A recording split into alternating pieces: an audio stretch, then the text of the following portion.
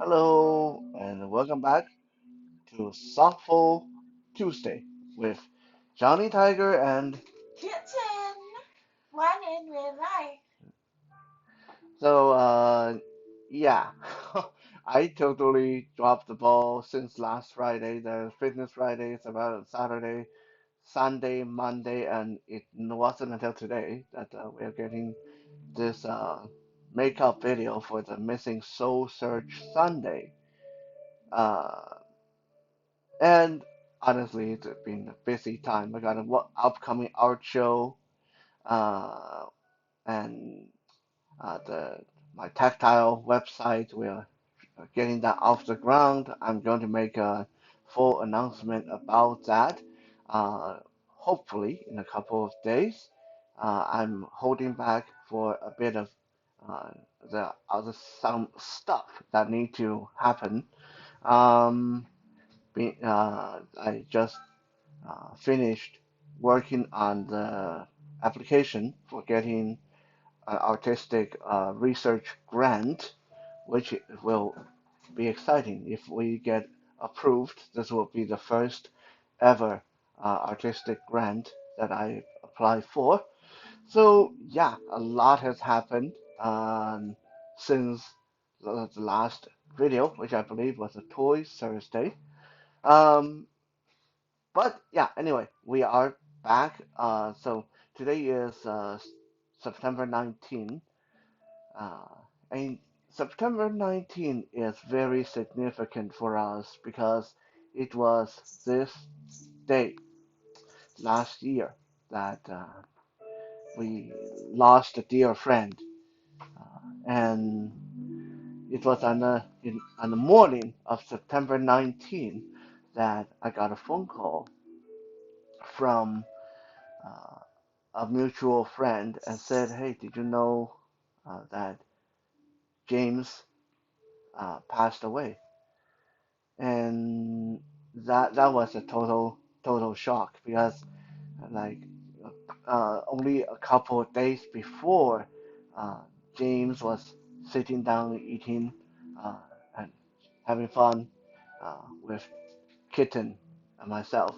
Um, so yeah, September 19th has been a very somber, mournful date ever since.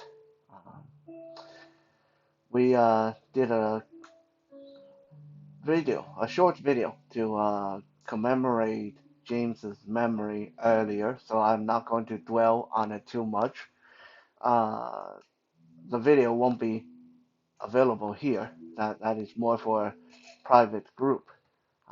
But yeah, so I just wanted to quickly mention that September 19th is kind of rough for us.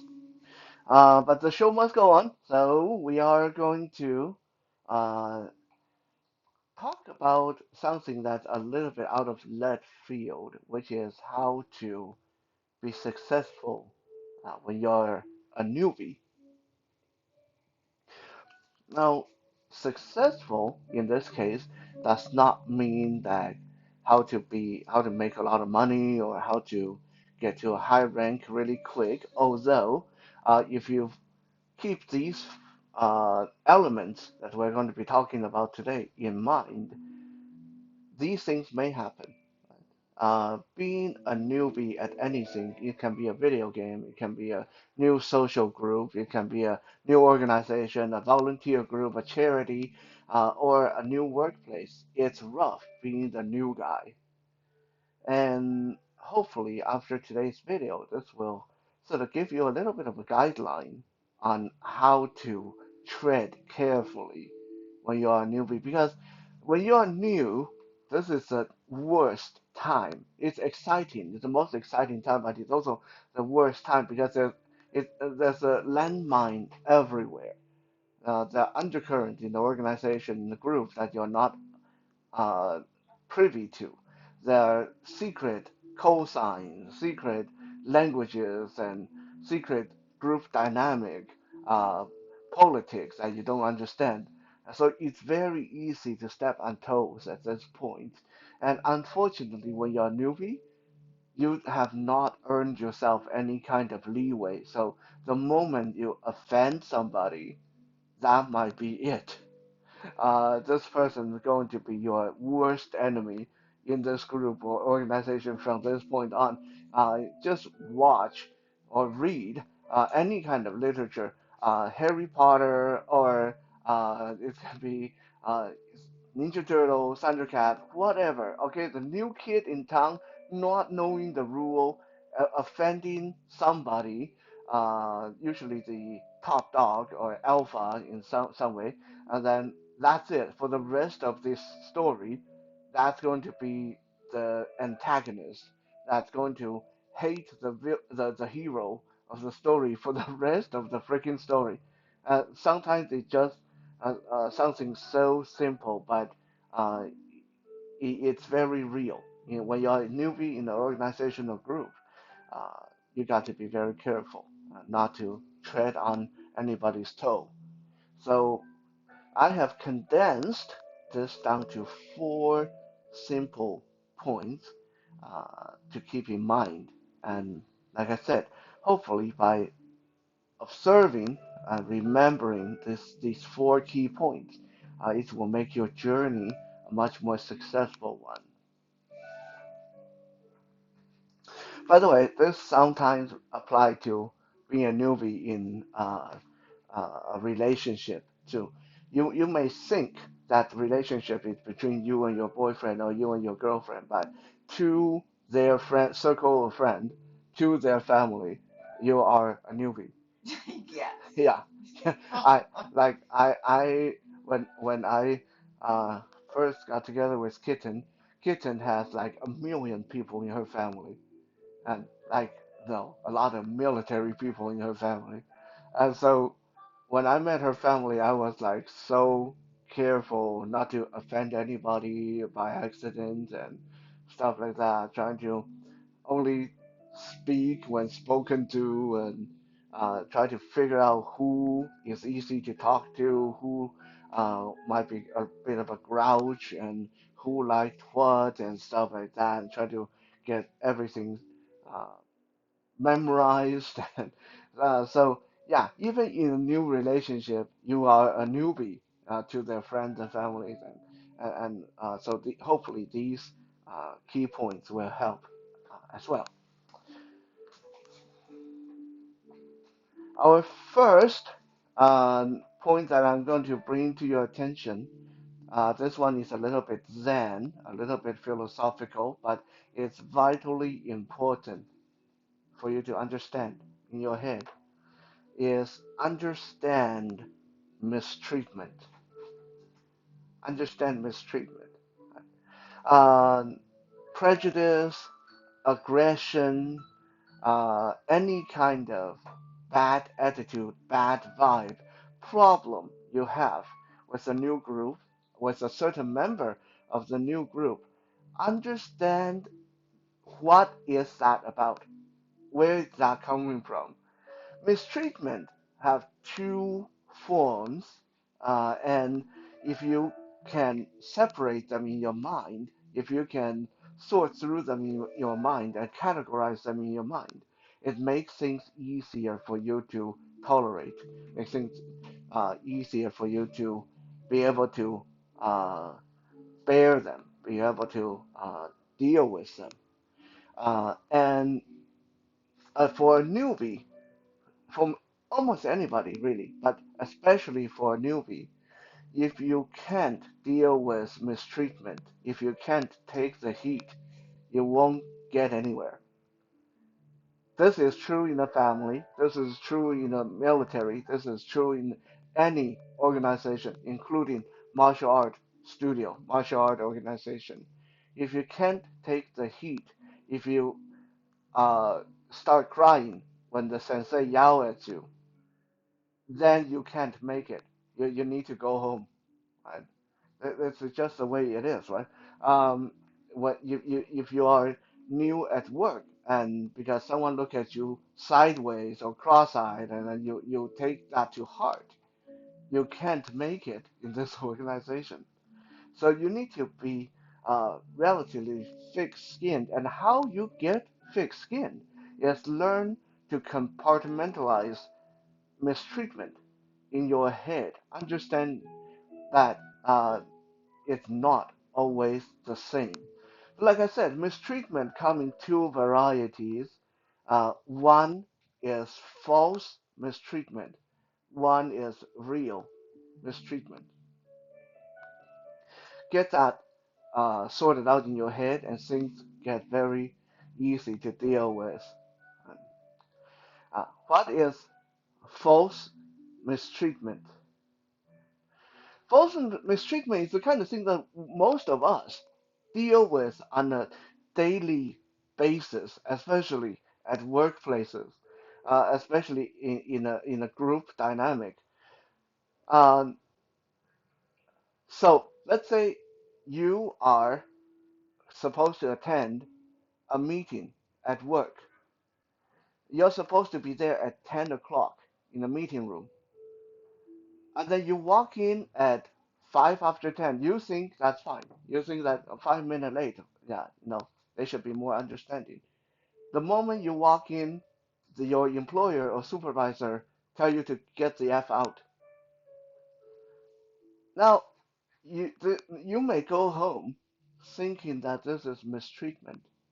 You may think that this is targeted toward you. This is personal.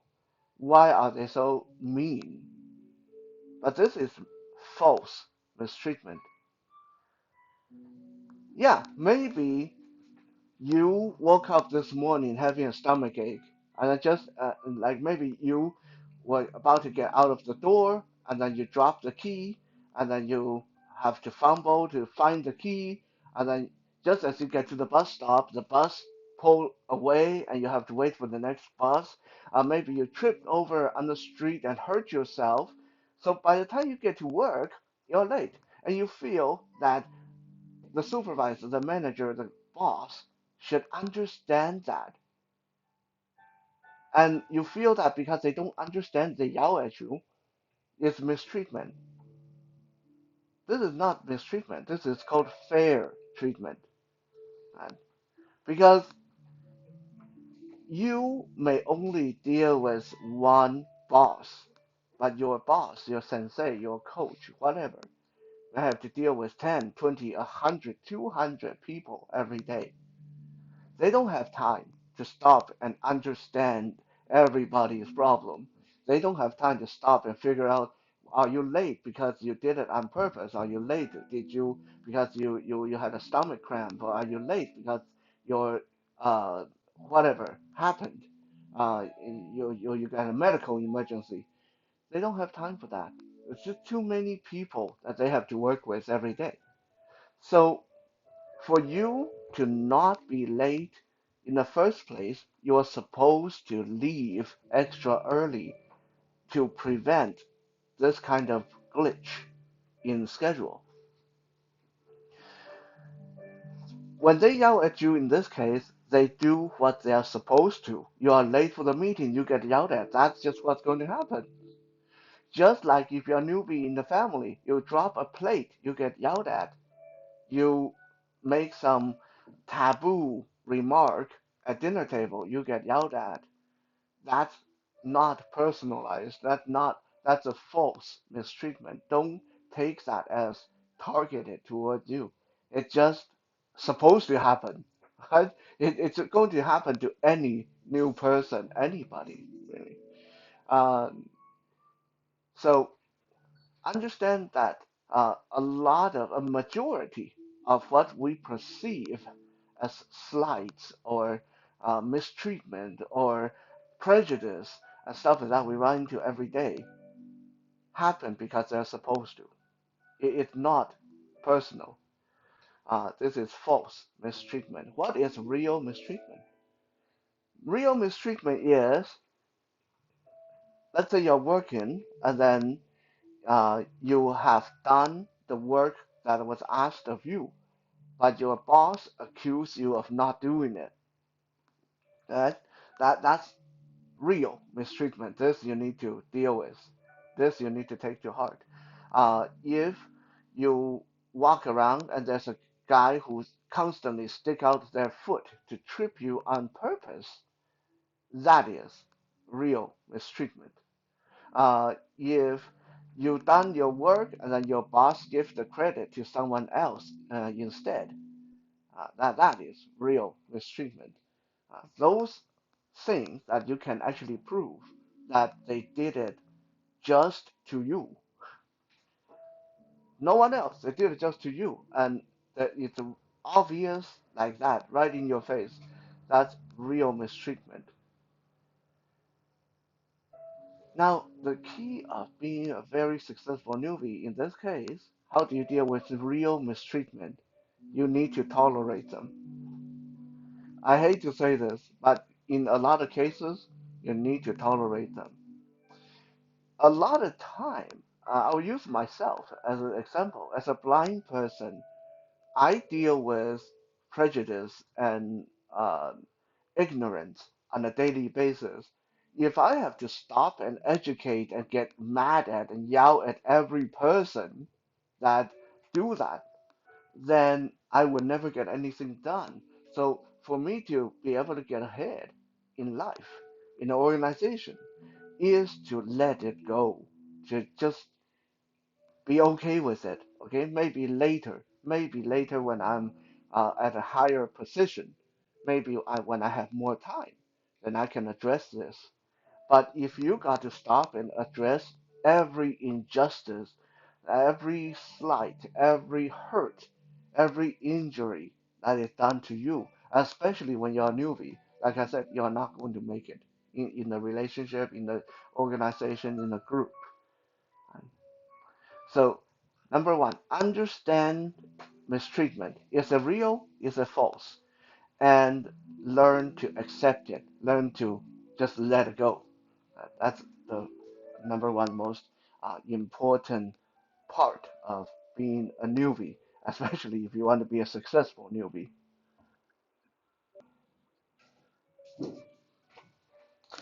Number two, and this one is very simple. And number two of being a successful newbie, understand your place. Right? Very simple uh, example I can give you. Uh,